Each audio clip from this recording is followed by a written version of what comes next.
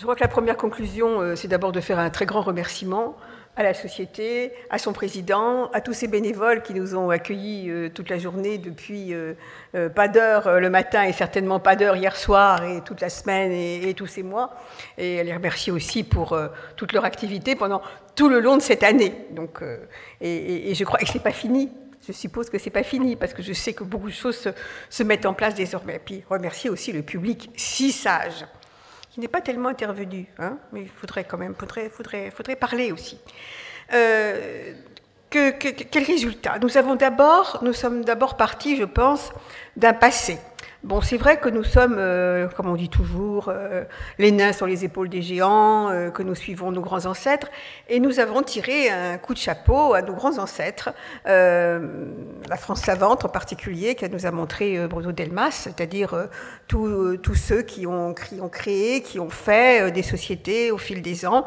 Et ici, je pense qu'avec un bon bénévolat, on va pouvoir ajouter la société du Vieux Marly et ses anciens membres, dont nous avons vu que Jean-Paul Palevski actuellement.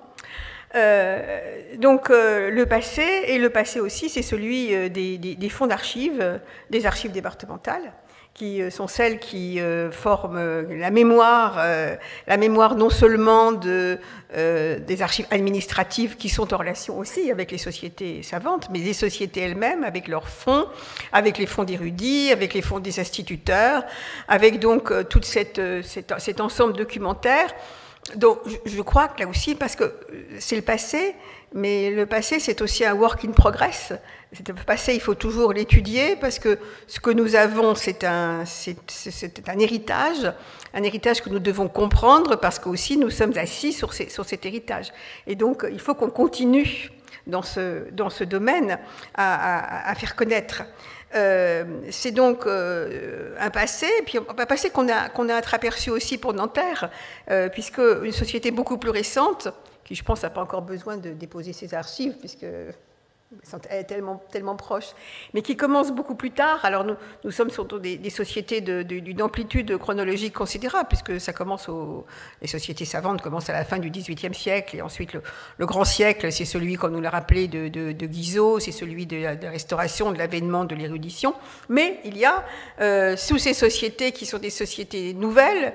Alors je dis nouvelles parce que moi aussi j'ai des cheveux blancs, Monsieur Boquet, donc pour moi, effectivement, ce qui se passe dans les années 70, bon, c'est pas si loin finalement, mais c'est des sociétés qui partent d'un autre effort de sauvegarde de la mémoire, et peut-être d'ailleurs que par rapport au passé des sociétés plus anciennes, qui sont plus érudites, qui reposent sur les connaissances des documents, la publication des documents, etc.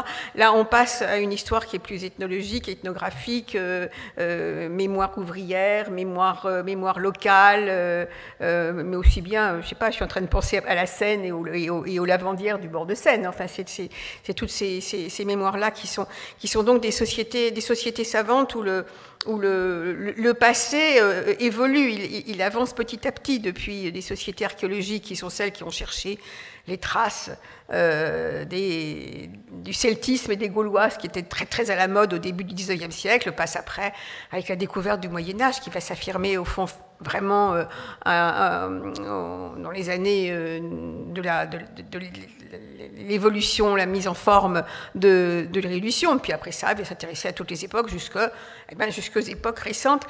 Et je pense, puisqu'on parlait du concours des jeunes historiens, que précisément c'est peut-être justement cette époque la plus proche, qui est la plus proche et qui est en même temps pour les jeunes la plus difficile à appréhender. C'est finalement peut-être plus encore que ces époques très éloignées qui disent moins, parce que l'éventail chronologique est assez peu connu par les jeunes générations. C'est au fond, justement, cette mémoire extrêmement rapprochée qui leur permet de lancer des cordes, des points, des rapports avec les parents, les grands-parents. Et j'allais dire, parmi les sociétés savantes anciennes, il y a les grands-parents, hein, voilà, aussi les arrière-grands-parents, etc. Donc un passé qu'il faut continuer à étudier, à cultiver. Mais évidemment, ce passé, c'est aussi celui des actions des sociétés. Ça, on a, au fond, moins eu l'occasion d'en parler, puisque les actions, elles sont tellement multiples et multiformes qu'elles reposent sur dans des actions de veille. Ça, on l'a vu très bien. On l'a vu d'abord ici, quand c'est une action de veille, puisque la société est née de son observation des grands dangers qui menaçaient le parc. On a vu les veilles à Nanterre sur les fouilles qui arrivaient. Voilà.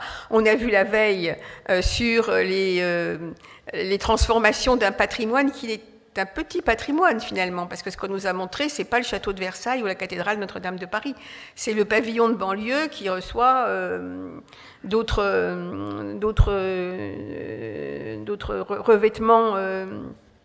revêtements de façade, d'autres toitures, donc ce micro-patrimoine pour lequel ce sont ceux qui sont les plus proches.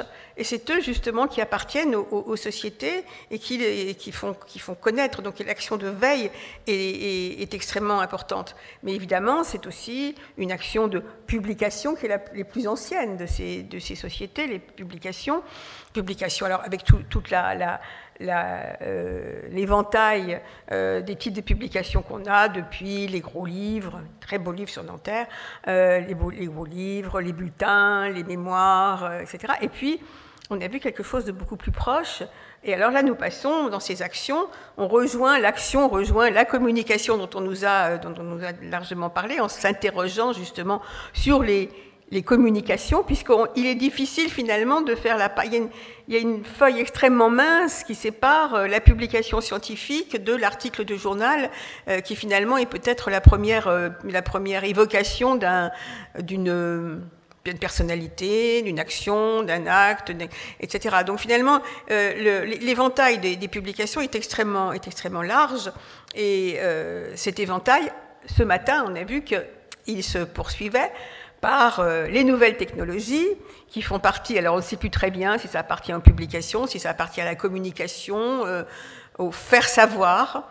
J'allais dire que les sociétés savantes sont à la fois celles qui savent et celles qui font savoir. Donc, et ça sans opposition entre les deux, puisqu'il y a une continuité entre ce qu'on sait et ce qu'on communique et ce qu'on veut faire savoir. Donc faire connaître. Alors faire connaître, alors je dis publication, j'ai dit feuille de journal, c'est très bien les jeunes qui vont se prendre en main pour faire des petites chroniques.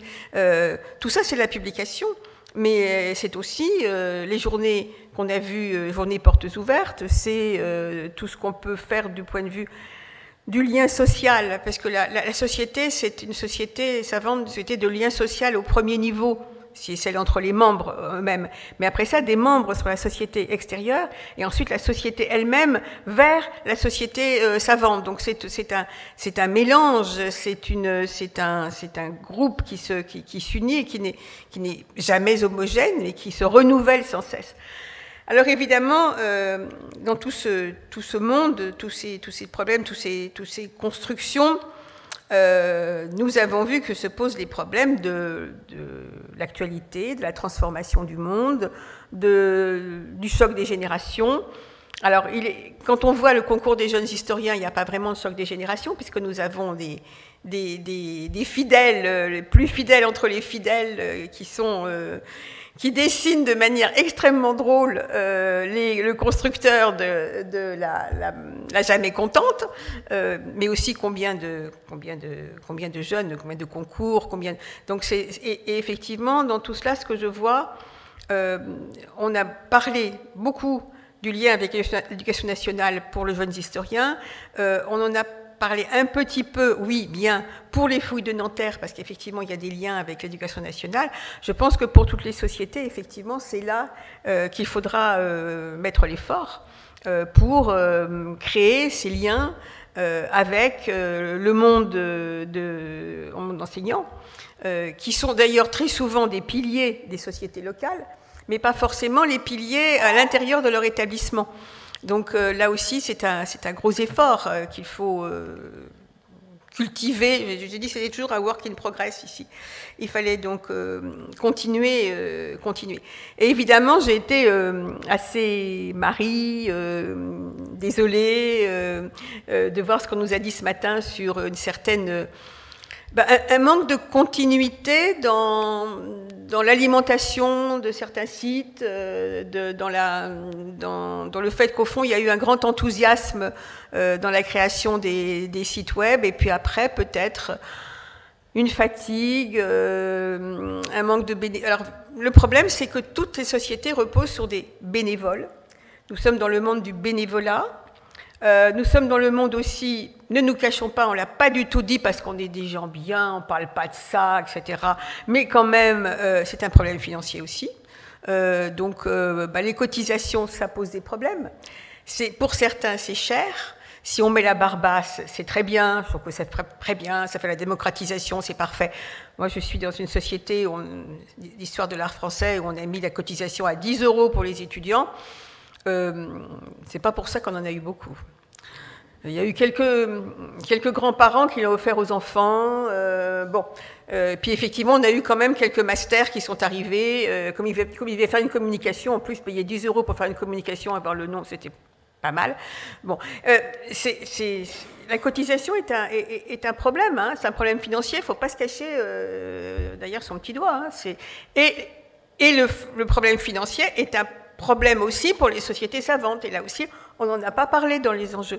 Et donc aussi le financement par les collectivités, qui est dans le domaine national extrêmement varié de lieu en lieu. On a la chance d'avoir des sociétés bien soutenues par des municipalités ouvertes, des municipalités qui considèrent que ça fait partie au même titre que l'amicale des pompiers, etc.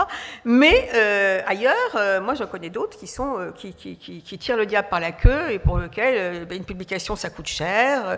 C'est des problèmes maintenant beaucoup plus administratifs, de statut, de sociétés d'ARUP, d'utilité publique ou seulement voilà, donc pouvoir recevoir des dons qui sont en partie défiscalisés, etc. Le problème du mécénat. Donc on l'a pas tellement abordé dans les enjeux, mais je pense que ce n'est pas un problème inexistant, même si on ne veut pas en parler parce que nous sommes des grands esprits, bien entendu. Dans les nouveautés aussi, si je regrette donc la difficulté de gérer des sites, dans ma société, on a créé un site il n'y a pas très longtemps, donc qui est sur Hypothèse et qui relayait très bien, pour des raisons que vous comprenez, ce colloque. Hypothèse n'est pas liée, je répète, Hypothèse n'est pas liée à des universités, c'est ouvert à tout le monde, donc à toute société, donc il n'y a absolument aucun problème, et c'est gratuit, voilà. Donc, mais il faut se mettre dans le site, hein, voilà. Mais évidemment, il faut le nourrir. Alors, ce matin, je disais, oui, ce qu'il faut toujours, c'est des jeunes retraités, parce que c'est un peu ça notre public, notre bénévolat préféré, parce qu'ils ont du temps. Le problème, c'est que les jeunes retraités deviennent parfois des vieux retraités, ce qui est un peu plus difficile. Là, vraiment, il faut partir vers la jeunesse, d'autant que ces nouvelles technologies sont vraiment, j'allais dire, la manière de vivre des plus jeunes. Donc, en fait, je pense que le problème des sites, du web, etc., c'est qu'il faut vraiment y intégrer les jeunes générations. Et je suis très contente de voir que les dossiers numériques, qui sont éventuellement de futurs dossiers à mettre sur Internet, à mettre sur le web, sont le fait de très jeunes. Et je pense que c'est par là qu'on pourrait avoir d'autres types de publications. Et là, je relie au problème de la publication numérique, la publication par des sites, la publication... Alors, je suis extrêmement admirative de la dernière communication, de la manière de faire jouer dans l'espace les œuvres, d'utiliser les multiples possibilités des technologies. C'est aussi, je crois aussi pour les sociétés, un mode de publication qu'il va falloir aussi développer et qui aussi devrait se développer en relation avec les collectivités locales. Je ne parle pas des sites nationaux ou ou des sociétés nationales, télévision, radio, etc. Mais maintenant, il y a quand même une très grande diversification des France Bleues, et donc je crois que c'est aussi l'occasion de faire, alors j'allais dire, d'avoir presque des attachés, des attachés de communication par société pour passer les bons coups de téléphone au moment où il faut, trouver les bonnes personnes, faire connaître, c'est pas tellement faire connaître la société, bien entendu, mais c'est faire connaître ce que la société veut faire connaître, ce qui n'est pas exactement la même chose, puisque nous voulons nous faire connaître pour avoir des adhérents, pour avoir du monde pour les sociétés, pour les colloques, les visites, les cotisations. Mais on veut aussi faire connaître ce patrimoine, comment on le transforme. Il faut faire connaître aussi, parce que nous sommes aussi un pouvoir, entre guillemets, politique, c'est-à-dire que nous sommes une possibilité alors, à notre niveau, bien entendu, mais une possibilité de faire jouer d'autres institutions politiques éventuellement. Donc on est, j'allais dire, une force de proposition, ça on l'a bien vu avec les liens avec l'urbanisme, la société est une force de proposition, une force de connaissances qui sert, ça sert, les sociétés servent aux politiques, il faut le faire comprendre ça, que la société, c'est pas seulement un ensemble de vieux trognons qui étudient la vie culturelle sous machin à tel moment. Non, non, pas du tout. On est une force de proposition, de défense du patrimoine, de suivi et de connaissance pour toutes les générations. Voilà. Alors voilà, c'est ce que j'ai retenu, moi, de toutes ces interventions. Et je pense que ce qui est très bien, c'est que ça nous a permis peut-être de réfléchir et puis de partir dans l'avenir vers peut-être d'autres manières de fonctionner, voilà, en cultivant celles que nous avons déjà, parce qu'il ne faut pas perdre son âme, il ne faut pas perdre son héritage, il faut le connaître, mais continuer dans le 21e siècle. Voilà. Je vous remercie tous de votre présence.